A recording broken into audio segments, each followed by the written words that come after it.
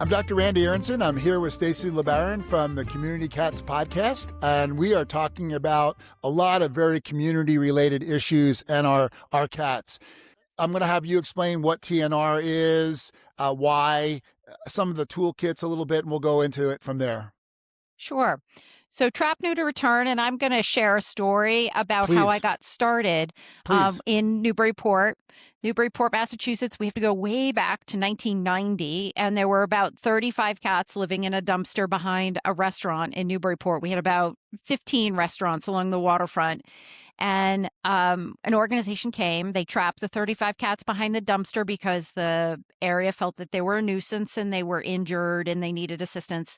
Organization came, they trapped the cats, removed them, and euthanized them. 2 years later, in 1992, another 35 cats were living in that dumpster. So the city contacted that same organization to come and trap those cats. And that organization said, I'm sorry, we're not going to come because it didn't work, right? It's, you got to figure out something else. And at that point in time, there were about 5 concerned citizens that were feeding the cats down there. And the cats had runny, goopy eyes, and they were limping. And, it was impacting the tourists' visit. And it's a tourist community.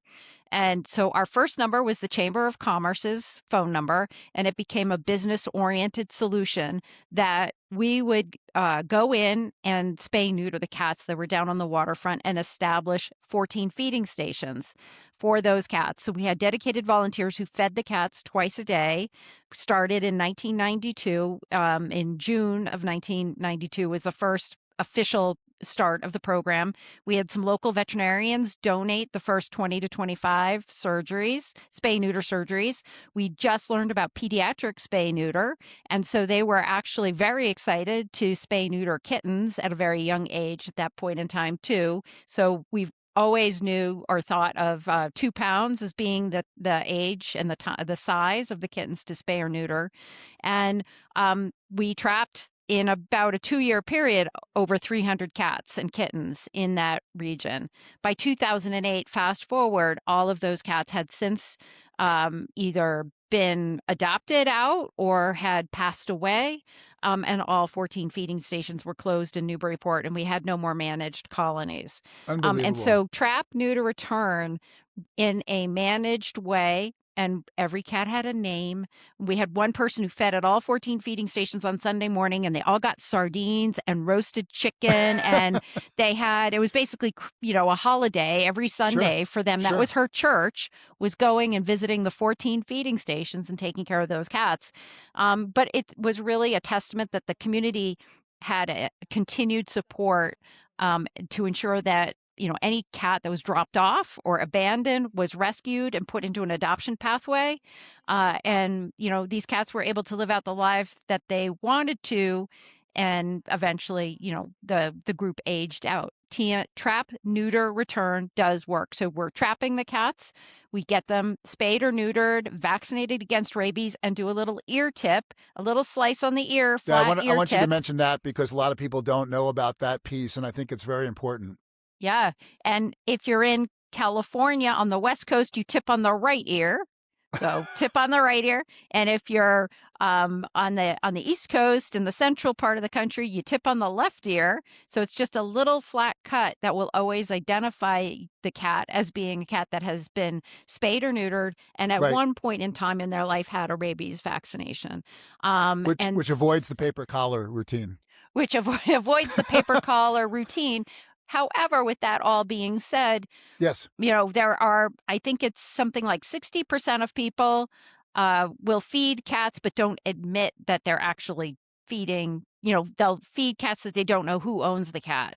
So we're all great feeders. We have these wonderful hearts, but I think it is important for us to know that, if there is a friendly cat out there that we do have the opportunity to put paper collar on, find out who else is taking care of them. Because if something happens and that cat gets injured, it's easier to pay that veterinary bill with 6 people paying versus just one person paying too.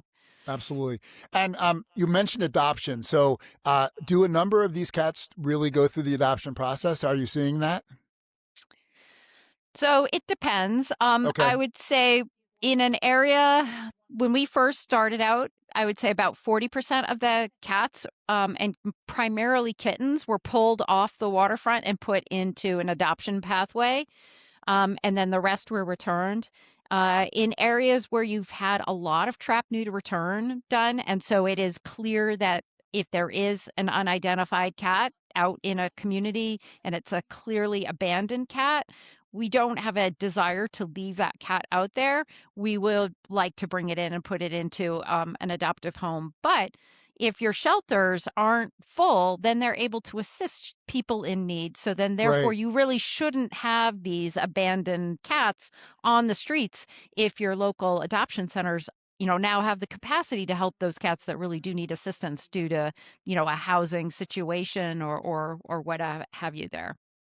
Yeah, I think that's amazing. Just out of curiosity, why California on one side and Central and East on the other? Do you know? I do not know how this all came about. Oh my God. Honestly, it's very I don't know.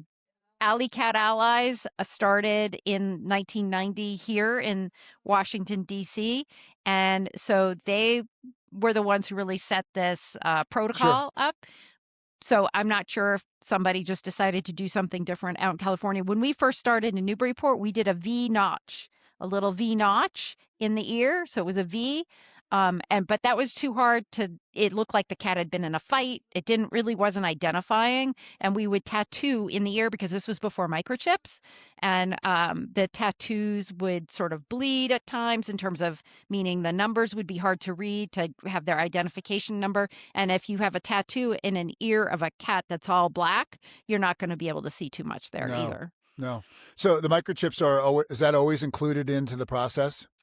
So microchipping is an interesting question, and I'd say it depends on what the legal situation is like in your community. So if you are going to get involved with helping community cats on a really large scale effort, it's really important to research the local laws around cats and how they treat cats in the area. In Massachusetts, where I did a lot of my work, we didn't do much microchipping until we started getting into tying the microchip in with the rabies vaccination. They have very strict wounds of unknown origin protocols. And so if a cat is pulled in with a wound of unknown origin and we can trace it with the microchip to the rabies vaccine, it really is life-saving for those cats. So it really depends on the area and the cost factor too. Right. So to summarize, TNR really is the only proven way to reduce this feral cat population humanely. And, people need to know that, like you said, removing killing cats doesn't solve the problem. It just creates this vacuum. So I think TNR definitely breaks the cycle. Also, I think the stories are amazing, and that's why I love talking to you, because you have all of this stuff to back this up, especially your stories, which are great. Thank you for sharing that.